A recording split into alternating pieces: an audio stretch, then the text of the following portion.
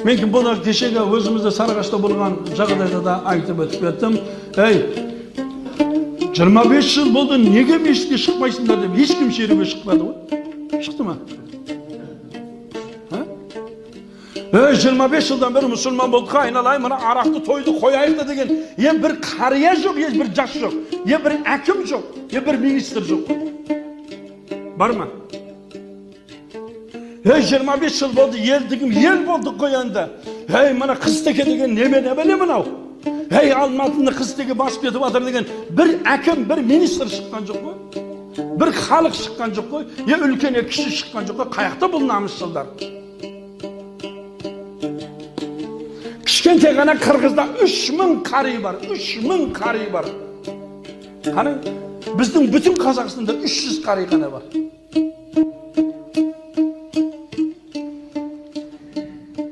Намаз оқса жұмыстан алып тастайды. Орамал орап келсе мектепке кіргізбейді. Біз мұсылманбызға ата-баба дәстүрі ғой. Кешегі Исатай Махамбеттердің барлығы, кешегі Төлебилердің барлығы, кеше бұлардың барлығы мұсылман болған, біздің ата-баба дәстүріміз ғой. Орамал тағып кіре бер, бір адам шығалған жоқ қой, бір адам шығалған жоқ.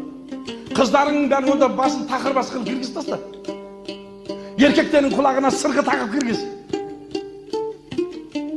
Қаяқта иман?